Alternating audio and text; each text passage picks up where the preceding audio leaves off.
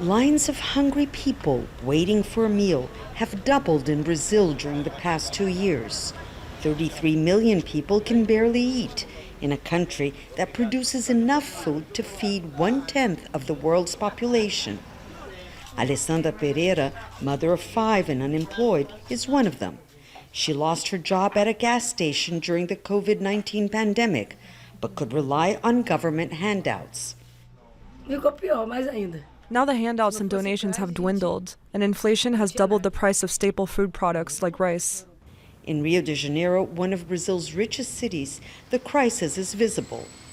During the first 5 months of this year, the number of people qualifying for government help to feed their families has increased by 100% compared to the same period in 2021.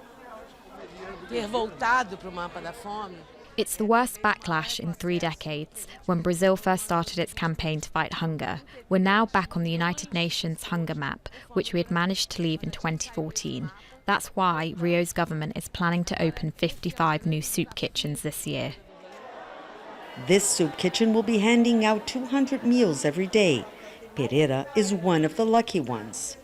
Another 100 families have applied for aid, but there aren't enough resources. Recovered addict Carlos Fonte works as a chef in a restaurant in the Babilônia slum. His only son was killed in a shootout with the police.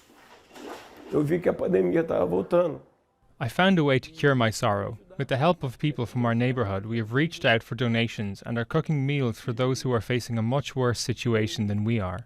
The situation is so serious in Brazil that experts are comparing hunger in Latin America's largest economy to that of some of the world's poorest countries. Food insecurity in Brazil has increased 4 times more than the average global rate. The pandemic, the rise in fuel prices, and record inflation of more than 11% a year are a part of the problem. But that doesn't explain why Brazil's doing so badly, despite being a major agricultural producer and exporter. Brazil's President Jair Bolsonaro, who is up for re-election in October, is pushing to increase government handouts until the end of the year. Meanwhile, the poor from the Babilônia slum in Rio are helping the poorest with their prayers and by sharing what little they have. Monica Yanaki of Al Jazeera, Rio de Janeiro.